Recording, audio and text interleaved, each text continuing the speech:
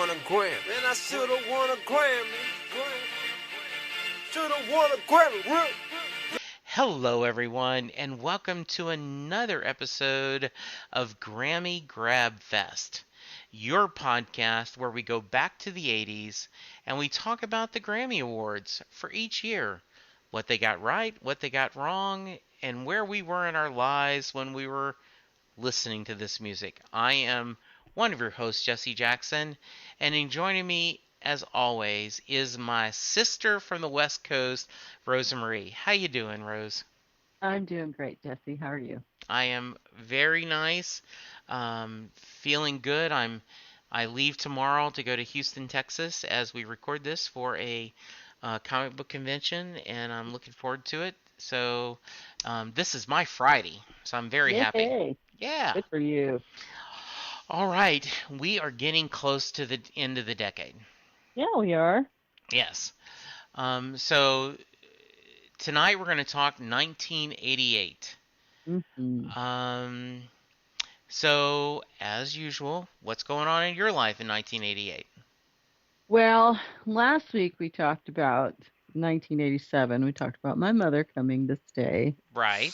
And I thought about it after we spoke, and I was like, okay, I don't want to, put such a horrible spin. My mom was a pretty awesome person. She was very avant-garde for her Mm-hmm. time. Yeah. And she loved music, and I guess she used to sing too. She told me a few stories about her singing in some nightclubs with her then husband, who played uh, blues jazz guitar, Mm-hmm. and she would sing along with him. They'd have like an open mic, but he was actually a pretty established local musician at the time.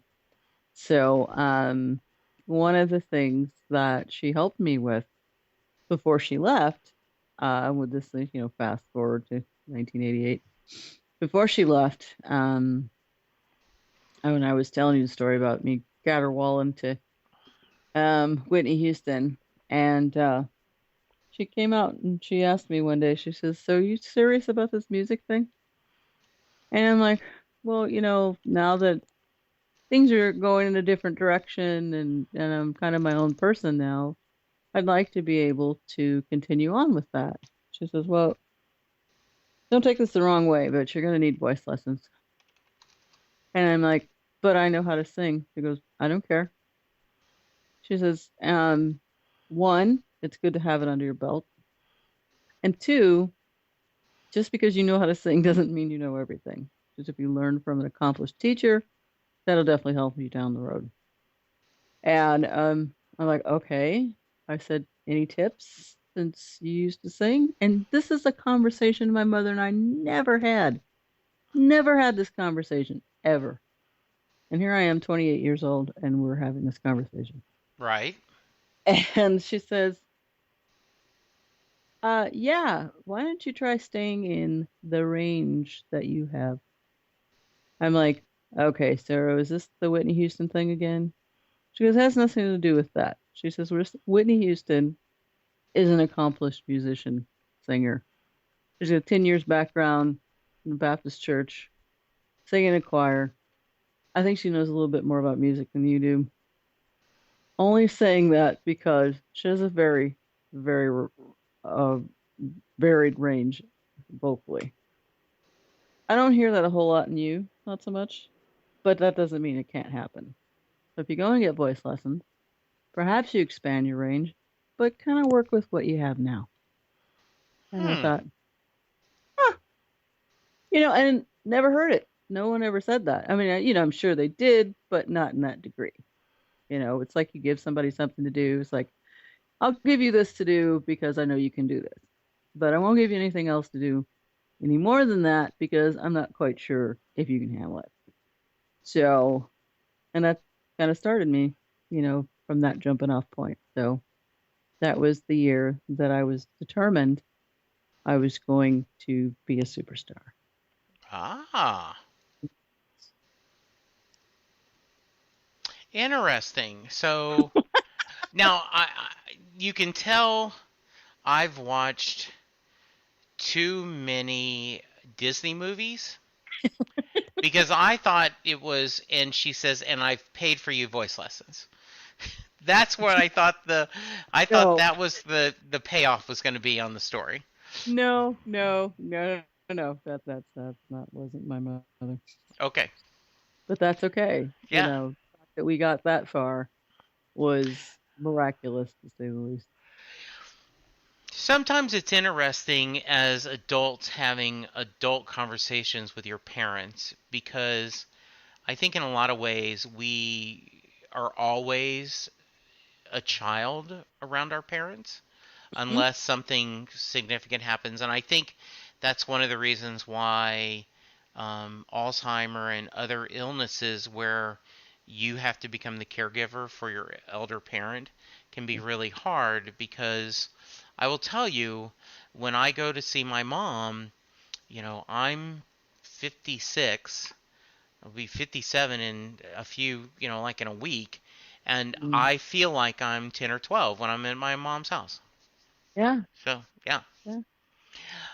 So good. Thank you for sharing that story. So, I wanted to share that according to our friends at Wikipedia, Mm. the award ceremony for 1988, they gave them out on February 22nd, 1989. Right. Chris Jackson was 12 days old. Aw. Yes.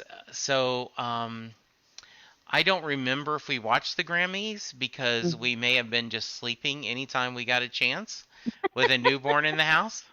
Yes, But I thought that was worth noting. that That's is worth noting. that's pretty significant in our lives. So cool. All right, Rose. We, as always, we're going to start with new artists. Hmm. We had Tracy Chapman, Hmm. Rick Astley, Take Six, Tony Childs, Vanessa Williams. Um, anything stands up to you? Stands out? Well, I've always been a huge Rick Astley fan, and he was and still is has an amazing voice. Doesn't match his demeanor, mind you. You look at him and you see him, back then with the blocked suit and the pompadour hairdo, and you don't expect that deep booming voice to come out of that little tiny person. Mm-hmm. But I thought, wow, this is good. I could listen to this. You and I have shared, and we've talked about the story between, my son and I, and listening to Rick Astley for the first time via a Yes. single. So yeah, so he's got a soft spot in my heart. Um, um, I didn't. I want to say I never really cared for Tracy Chapman. Was okay. She was different. Mm-hmm. Didn't really have any love or hate relationship there. I mean, her hit song "Fast Car" was pretty awesome. Right. Very unique sounding And voice. and you did hear that everywhere that summer. Yeah, you did. I mean, everywhere. So yes. No, Vanessa Williams, to me, it was just like that was just another stepping stone in her, you know, ongoing Yeah. celebrity life. I didn't really feel like, she did the Miss America thing and then she got whatever happened there. She got decrowned or Yeah. kicked out or whatever. So it was just like, well, I guess if I can't be Miss America, somebody will give me a recording contract and I can sing. And she has a lovely voice. Yes. It just wasn't anything that was tragically amazing. Mm-hmm. I didn't think, but Yeah. that's just me. I don't remember Tony Childs, unfortunately. I didn't do any research on that one. And then Take Six, I'm not really interested in them at the time. So, Okay. so According to Wikipedia, Tony Childs, American Australian singer, Don't Walk Away. mm, I've got to go now in Australia because you're beautiful. That looks like a 2004. Yeah, I don't remember much about them. I certainly remember Tracy Chapman and Mhm. then Vanessa Williams. I was a Mhm. little surprised because I tend to think of her as an actress more than I Yes. do a musician, Yes. and so I don't know if that's, um, if you'd, I don't, yeah, I don't know if that would be if I would have put her in that. Though I guess she continues to perform, Mhm. but yeah. Yeah. Uh, so what do you think they got it right? What do they? Tracy Chapman is the one who won. Yeah. Um, so you have a little special part for Rick, right? But what do you? Absolutely. Yeah, what do you think? Still keeping it. Okay, Yeah. okay, I don't think they got it right. okay. No. Um, I think I would have done that too. Yeah. Um, yeah, because I just was doing some research. Bobby Darin won in 1960 um, Best New Artist, Mhm. and then his Mac the Knife won Record of the Year. But Mhm. I think of Bobby Darin as a singer more than I do an actor, though I know he certainly acted. Right. So, and I think of Vanessa Williams more as a actress than I do a singer. Mm. So there we go. Right. I'm consistent. Great. Yay. um, we move on to Song of the Year, and I say once again, this is the person who wrote the song. We have Tracy Chapman, Fast Car, Sting, Be Still, My Beating Heart, Brenda Russell, Jeff Hall, and Scott Cutler, Piano in the Dark, Anita Baker, Skip Scarborough, Randy Holland, Giving You the Best That I Got, and Bobby McFerrin, Don't Worry, Be Happy. Hmm. Um, I loved Anita Baker's Giving You the Best That I Got. I Mm. loved Anita Baker. I just Mhm. thought just at that time, what a great, powerful voice. Mhm. Loved hearing her. Oh man. Yeah. He was definitely something. And just, my favorite was Rapture of Love. Hmm. And n- I just couldn't help myself. Whenever it came on, it was just my mouth just flew open. I Hmm. didn't care if I was off key or not. It just Yeah. it's such a beautiful song. Hmm.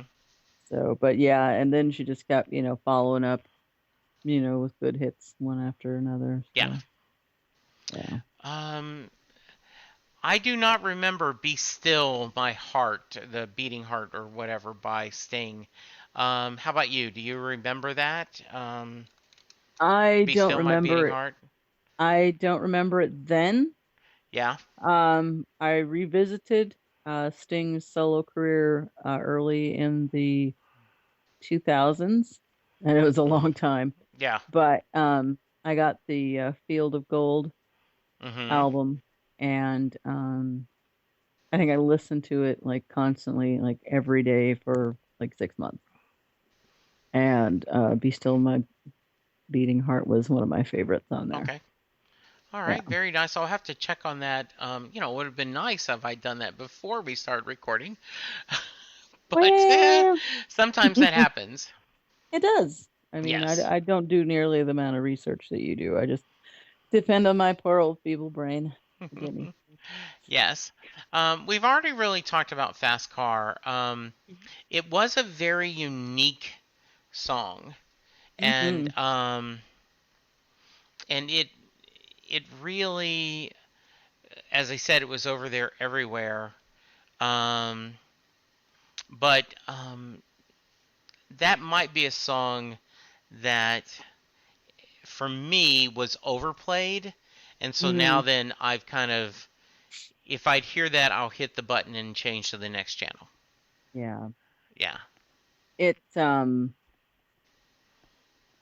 I'll still listen to it only because of the lyrical content and it's just so somber, just Mhm. such a somber and sad song. Yeah. And it has a lot of depth to it. And if you have ever been in an ambiguous situation, you you just feel for the characters in the song. You really do. Yeah. You want them to succeed. You want them to do better. You want them to go back and fix things. And Mhm. unfortunately, it never happens. So, Okay. but that could be life. Right. Piano in the Dark also might be known as Cry Just a Little. Cry Just a Little is song that um, I remembered without having to look up. Mm, So, I liked that song a lot. Thought it was, catchy and it caught, it's a great radio song. right. Any thoughts? Don't remember it. Okay. So yeah, All I right. don't. And then Don't Worry, Be Happy. Oh, Talk about a tidal wave of popularity, right? OMG. Yeah, Yes. this song was totally amazing. And Bobby McFerrin, totally, his whole, just like his whole body is an instrument. Mhm. And he's just musically talented and he's vocally talented. And this was just, it deserved to be where it is. Yeah. Totally deserved to be where it was because it was a declaration. It was just like it was giving you an order, like don't Mhm. worry, be happy. Doesn't matter if you can't pay your rent or your Yeah. stuff's on the street, and and it wasn't being flippant because what else are you gonna do if it's completely out of your hands? You got two avenues to go down. Right. You can piss and moan about it, or you can be happy. Yes. Because happiness means hope. I absolutely agree with that. And yeah, it's a fun song. It's a Mhm. great video. So absolutely. I And Robin Williams is in it. exactly. There you go. This is so cool. Yes. So yeah, it's the one that won, and I think that was right. I think that I do was too. a really good song of the year and well written and kind of set a really good tone of that time of that It time did. period. Yeah. Okay. Mhm.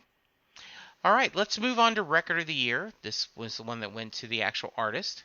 We had Bobby McFerrin, Don't Worry, Be Happy. Anita Baker, Giving You the Best That I Got. Michael Jackson, Man in the Mirror. Steve Winwood, Roll With It.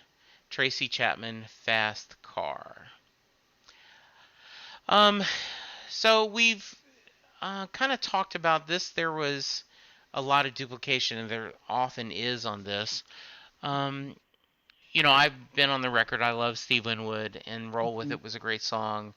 Yes. Um, I I always liked the sentiment of Man in the Mirror from Michael Jackson. I did too. It's very Um, profound. and and I thought musically it it did a few interesting things. Mhm. Like like in the end when he's going it real quick, and you can just I can hear the song in my head now. Yeah. Um, I could see how some might say it's a little too preachy, So, but that didn't bother me. yeah. Yeah, Yeah, I didn't look at it being preachy at all. yeah, I was actually surprised, to be honest with you, that he had something on the album that was that profound, yes, and that spoke that volume. Because hmm, up until that point, he never really got, you know, overly dramatic as far as right, because it was dance stuff, everything, he was into the yeah, dance and he was into the party and make you feel good and all that, but it hmm, was more mature, than say like New Kids on the Block or something like that. But for him to come out, I'm talking to the man in the mirror and I'm asking him to change his ways, and it's just like, what are you saying?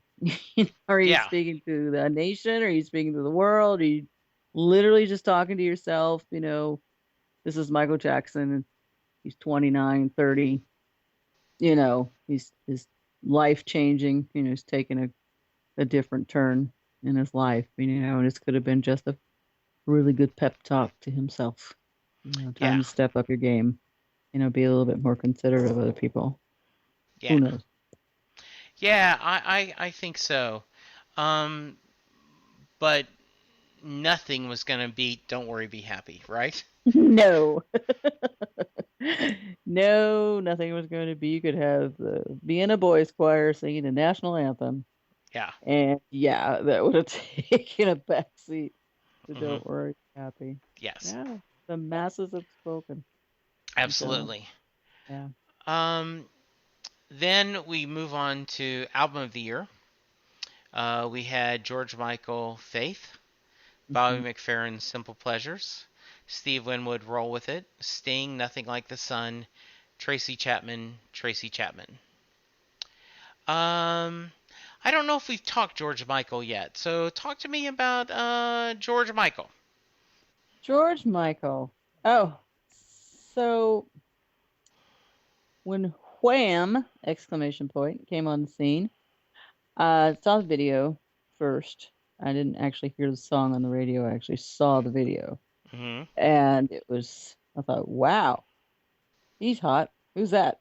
Mhm. And he got the little shorts on, the sweaters. And I'm thinking, okay, weird outfit selection, but that's okay. And I just thought it reminded me of like the 60s.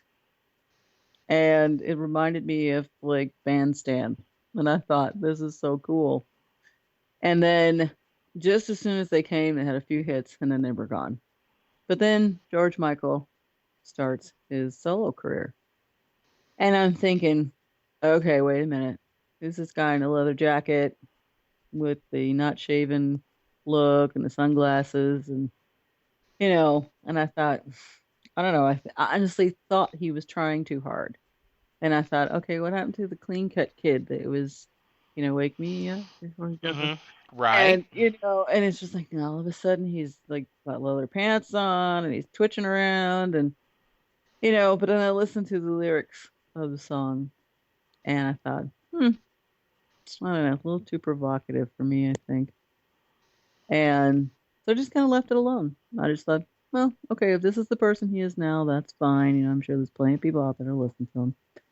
And I really didn't appreciate him until later when I Okay. went back and revisited him in a few years and I thought, this guy's pretty good. I like him, you know. So, for him to be nominated, the song for um, Faith, that was okay. I Mhm. mean, I wasn't in love with it, but he's still an amazing vocalist and performer. So to this day, so. Yeah. Um, the my first thought is the TV show Eli Stone, Hmm. which is just one of my favorite shows. I love the idea of, the main character is seeing visions, and it turns out that he's a prophet, Mm. and God is speaking to him through these visions. And the first one we saw is George Michael singing "Faith," and George Michael actually appears on the show in the vision, and he later, um, made an appearance on the TV show playing himself, and it was kind of funny. Um, I it was, and I think the way you say trying too hard is fair, but I think George Michael specifically wanted to get away from the bubblegum pop of Wham, Mhm. and he certainly did. I mean, this Mhm. album, you know, was everywhere, and he, I mean, on the R&B charts and everything about it. Yeah. Um, so it was certainly he let everyone know that he was here and he was going to stick around, and Mhm. he has. Yeah. Um, so and actually, Faith won out of the Mhm. album. Yeah. So Shows you what I know. yeah. So looking back though, would you have given it to a different album? Um, and I'm looking at them, and Bobby McFerrin. I don't only knew really the one song. I mean, because if you could buy the single, why would you buy the album unless Yes. the album? I would have given it to Steve Winwood. Okay. Yeah, I mean that's a it's a really good album. So so yeah, I might have done that too. But I understand them, Faith being such a big and rewarding, Hmm. someone making the different changes. Right. All Definitely. right. So while you search for your quirky things, I specifically had one that I normally do not. Just listeners, so what we normally do is um, the intensive research that we do for this podcast consists of me getting these four categories, putting the nominees and the winner on a Word document, and sending it to Rosemarie and myself. Um, Mhm. that's We and high tech folks. yeah, we're hard tech. But when I was doing this research, and we talked about this last time, this category about best song written specifically for a motion picture or television, Oh. and um, the nominees were Phil Collins' Two Hearts from Buster, Whitney Houston, One Moment in Time, the 1988 Summer Olympic album One Moment in Time, and Beach Boys' Kokomo from Cocktail. Oh my God. I love me some Beach Boys, Oh and me. I was a little sad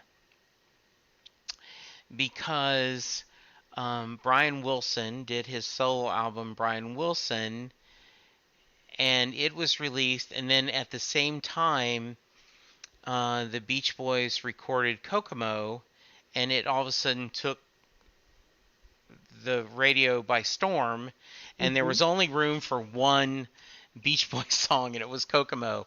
So for the Yeah. longest time, I kind of resented that song because I really had hoped that Brian Wilson's solo album would have gotten some not just critical success, but Right.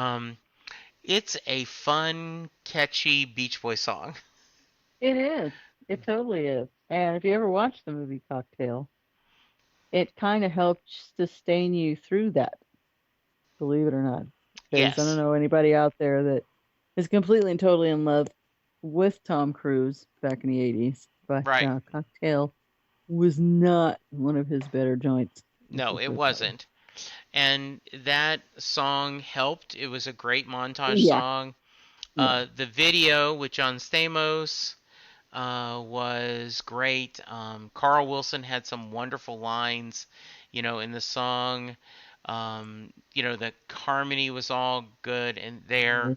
So, really, really good stuff. Yeah. And before Kokomo got popular, the boys started calling it their beer song because when they were playing it before the movie came out, that's when people would go get beer because they didn't recognize it. So, Okay. which I think is, kind of funny. That's kind of lame, actually. I mean, Yes. even if you didn't know the Hmm. song was going to be a hit, I mean, it's still a Yeah. good, catchy song. Yeah, you would think so. So, Rosemary, was there something that caught your eye as you were going through the different categories? Well, funny you should ask. And because I say that, I like to touch on the best comedy recording every Yes, you every do. year, and we had quite a few interesting nominees for 1988. Robin Williams, Good Morning Vietnam. George Carlin, What Am I Doing in New Jersey? Jonathan Winters, of all people. Jonathan Winters, Finally Captured. Weird Al for Even Worse. And Whoopi Goldberg for Fontaine, Why Am I Straight? Now, mind you, I love me some Whoopi Goldberg, but never heard this album. I'll probably have to go find it somewhere and listen to it because obviously it got nominated for a reason. And everybody else pretty much on that list was kind of a given. The great Jonathan Winters just, I don't want to say he became a recluse after a while, but his stand up was kind of few and far between. But Robin Williams, Good Morning Vietnam, ended up winning that particular category. Yeah, And this is when you start to see him like at his peak. I agree, and I think it's amazing that Carlin got a nomination. Um, you know, a lot of people who are historians of comedy, will go Lenny Bruce and then George Carlin Yeah. because of they were, especially Lenny Bruce, they will talk about was one of the first people that wasn't necessarily doing jokes, but he would talk about, his life and then make humor out of that his wife is divorcing him or something along the line. So, Oh, yeah, absolutely. and I love George Carlin, and so really good, a great company to be in, and it does show that Robin was finding another level. Mm-hmm. Yeah, so Definitely. really, really good. Um, One of the things that I liked is the country and western vocal collaboration. Ooh. They had, I don't remember all of them. I don't remember Earl Thomas Conley, Emmylou Harris, We Believe in Mm. Happy Endings. I do remember Dwight Yoakam and Buck Owens' Streets of Bakersfield, Oh, yeah. Rodney Crowell, Roseanne Cash. It's such a small world. Katie Lang, Brenda Lee, Loretta Lynn, Ketty Wills, Honky Tonk Angels medley. Mm. I vaguely remember that, but I know I want to go find that. And Mm-hmm. then the great Roy Orbison and Katie Lang doing Crying. Ah, Oh, love me some Roy Orbison. yes. And that is one of the best to this date. I don't care what anybody says, it's still one of the best renditions of his song ever. Yeah. Even when he did it originally. Yeah. When he and it was in a movie. I can't help myself. This movie with John Cryer and Annabelle Gish called Hiding Out. And Mhm. it's a long story, I won't get into it, but they are on the roller floor, they're roller skating, Mhm. and the guy says, okay, couples on the floor, for a slow dance segment, something like that. And then they start playing this song, and these two are dancing or skating. Mhm. But truly, it really is dancing. You can see they're kind of falling for each other, and I'm just like, I'm trying to turn it up so I can I can hear the song, and I immediately went to go find the soundtrack because the soundtrack actually has some good songs on it. And I just play that song to death, just over and over and over and over. It's just such an amazing vocal collaboration, so it totally deserved to win. Yeah, I totally agree. That is, um, Katie Lang's voice is amazing, um, and to hear them, sing together and um, and it's kind of funny. She's nominated twice, right? She does this Honky Tonk Angels medley, Yeah. but you know, and I've always loved Roy Orbison, and I also, as a Bruce fan, arguably Bruce's greatest song is Thunder Road, which has the line as the radio plays where Orbison singing for the lonely, "Hey, that's me, and I want you only." Yeah. Um, it just Roy Orbison is just the best, and it was great to see them get that.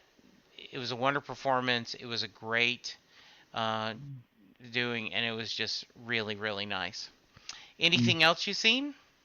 Well, just one more thing, only because it's relevant to my geographical area. Yes. The Best Contemporary Blues Recording nominees: Robert Cray Band, Bobby Bland, Etta James, Reuben Ford, Robin Ford, glasses aren't working, Okay. and Ry Cooder. And the Robert Cray Band ended up winning with their song "Don't Be Afraid of the Dark." Robert Cray is actually from Tacoma. Ah, very nice. Yeah, and they were a local band around here for quite a while, and then off they went. They took off. Their music took off, and he's actually an extremely gifted musician and vocalist. So it was nice to see something come out of little tiny Tacoma. Yes. For a change, instead of somebody from Los Angeles or New York or Yeah, absolutely. Philadelphia or something. So it's kind of cool. Well, cool. Yeah, and he ended up winning. What do you know? Yes. Well, way to go.